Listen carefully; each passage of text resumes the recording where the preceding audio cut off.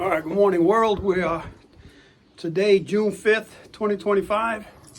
We're here with well-known gentleman here, and most of you will know Rick Me out at the, I like to add the Apple Cup to Rick Me because he does that, but we're not necessarily talking about the homers, but as part of his life.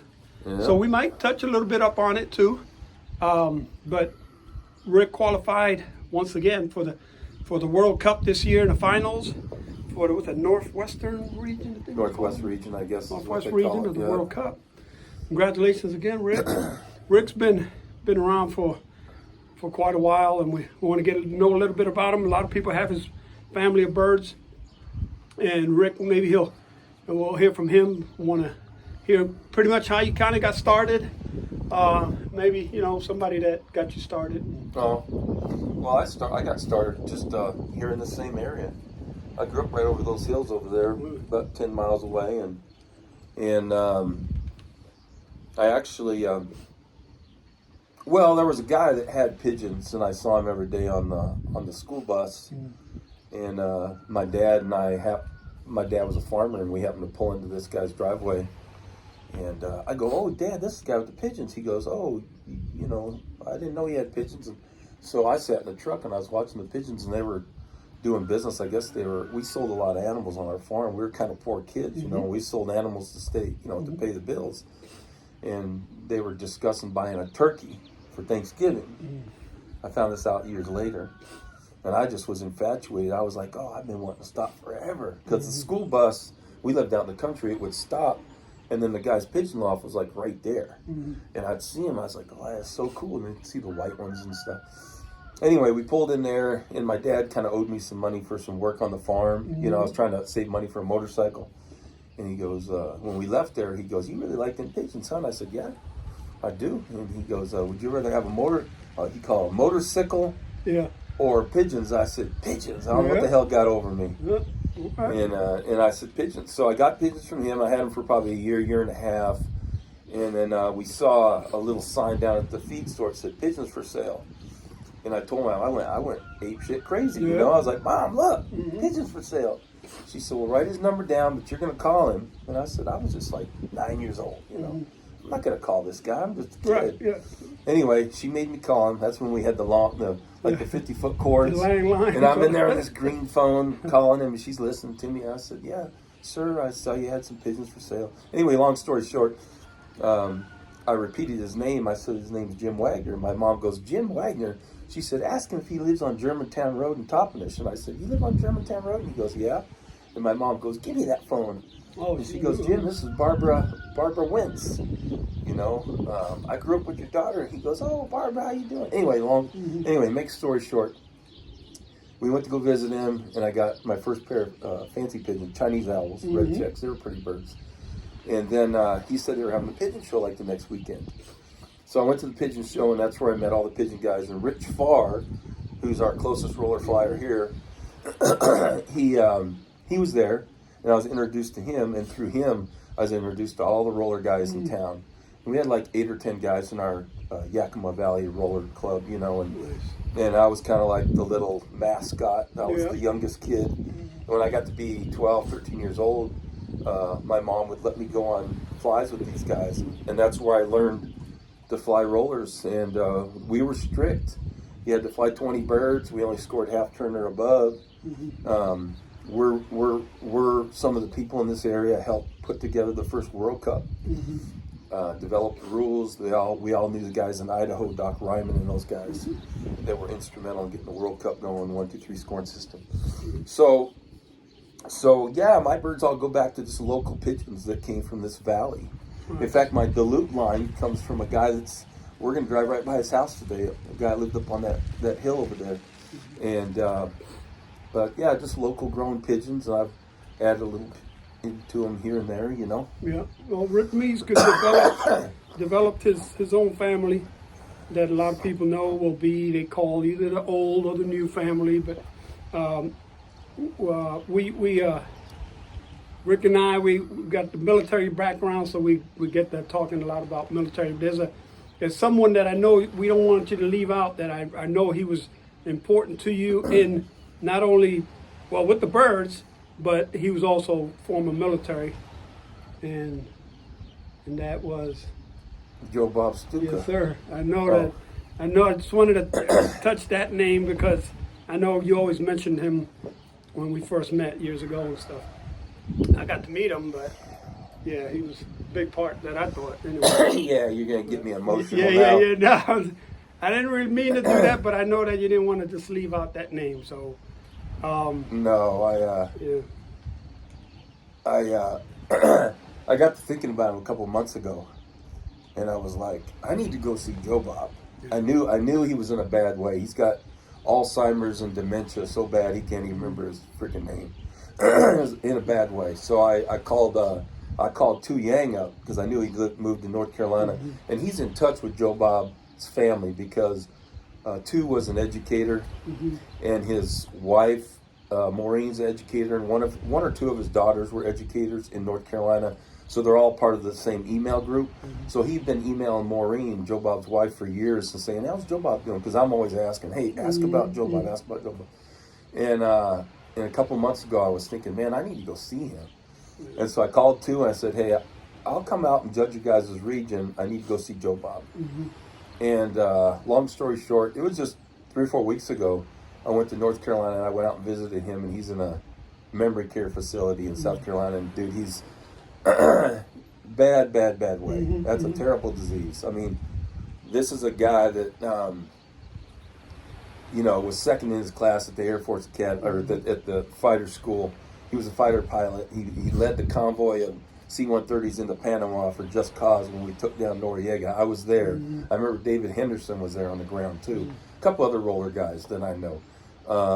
But a lot of people don't know he was a backup quarterback for Terry Bradshaw in college. No, see, we didn't know this that. guy went to college to be, for medical. He's a stud, and for him to suffer from such a terrible disease. Yeah.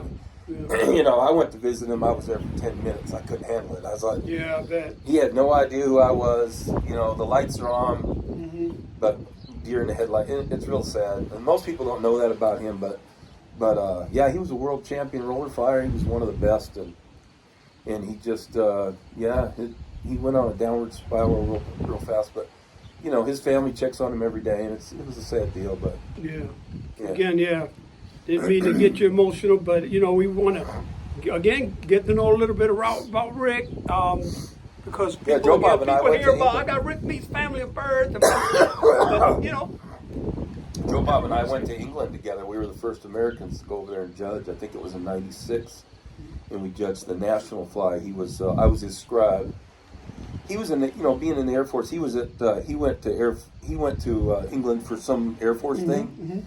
And they liked him, and they said, hey, come on over and judge, and he said, hey, Rickster, he always called me Rickster, you want to go with me?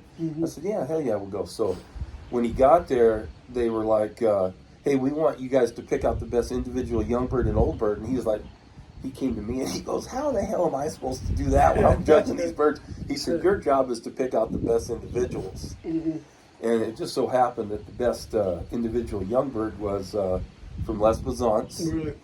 And it come off of this line of birds he called the king line.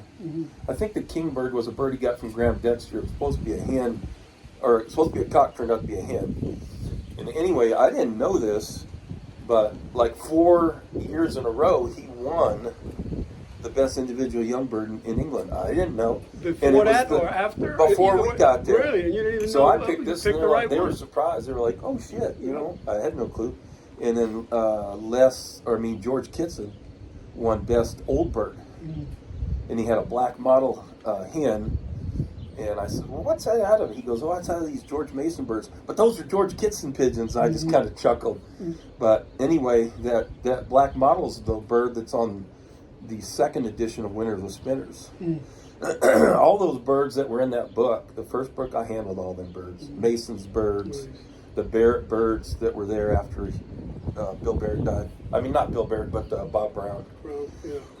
Yeah. Well, Rick, and it's just, Rick, I think you was talking to somebody, and they actually said you just, as far as the master flyer points, that you might have even surpassed No, it's Donald supposed to be a secret. Oh, is it? By 1 point. By 1 point. I didn't know that. I needed, just not heard. I needed 26 points to tie him, and I ended up coming in second in the region. We had 18 flyers, so 1.5 points times 18 is 27. So I passed up Donald by 1 point. Nice. So even though my birds did crap in the finals because it was so damn windy last night, I did pass Donald up for master flyer points. There, yeah, man. That's big stuff. Again, I've been it's a lot. trying to catch him for a couple of years. You know? And Rick, he stays busy. But if anybody has any more questions, if I could tell them, hey, if they're watching this and they want to reach out, you know, they can do that. I get a lot of, you know, if you do good in anything, you get a lot of phone calls and people. So the phone's ringing all the time about rollers, racers, whatever. I enjoy pigeons thoroughly, man. I do rollers, racers. I got fancy pigeons. You know, you and I just saw each other at the National in January. Dan and I, hell, before that, I seen you at the one before that. In Kentucky. I picked you up at the airport. We try to get involved and stay involved. You know, it's just what we love to do, and how we met a lot of our close friends right now is through most of the birds.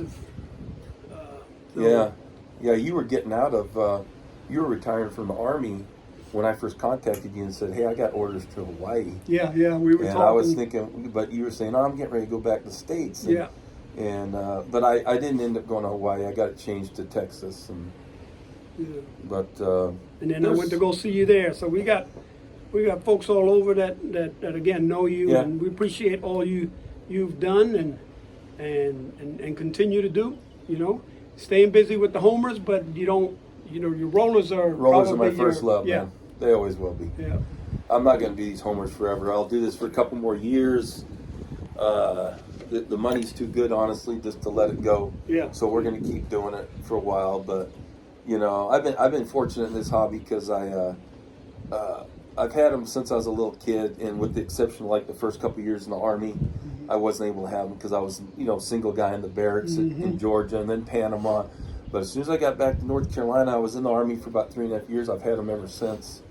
And, I've flown pigeons in Alabama, North Carolina, Texas, and Washington. And it's different everywhere you go. You can fly the same family in different locations, and they'll act different. And it seems like everywhere I move, I got to change my family a little bit to suit my environment, add something or take something away, whatever.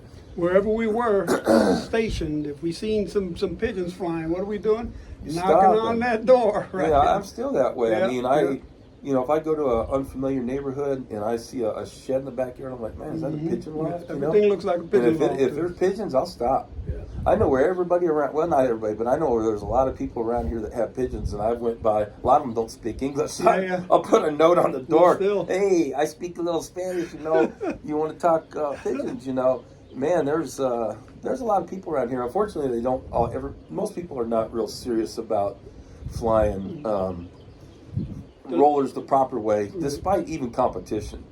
It's hard to get people to fly competition, but just getting them to fly. The language barrier, that's not the main thing. Doesn't stop us, right? No, and I can habla enough to, but I'm not saying everybody around here speaks Spanish, that has pigeons, but there's a lot of people around, well, in the military, we always did the challenge coin thing. Yeah. And so we had those coins kind of sitting around, but this one here is pretty neat. It's the World Cup Thank you, coin brother. there, and that's only qualifiers. Cool. Nice piece that Dwayne White put together. Huh? Yeah. Matt, same. Yeah, same Dwayne had emblem. one for the regional. Yeah, and that's the one. Those were nice. Finals. I handed them out to the guys. And congratulations! Now nice you got to keep that one with you. The challenge deal. Rick Shaning brought it up that his interview. He said in the convention, especially, or anywhere you might see him. If you don't have that, you got to buy him a drink. So Shaning. Rick Shaney, we reminded people on the interview. That's tradition. That's military too. Yeah. Like when you go to you don't got to carry around with you all the time, but like when you go to the club you're or going whatever, to the event, or something, you better have your coin with you, because if somebody pulls out their coin and throws it on the table, and you don't got one, you owe them a drink. That's right. So and that's there how goes that again, works. folks. So again, congratulations. All right, brother. Big Nice stuff. seeing you again, man. Yes, sir. Same here. We're always brothers.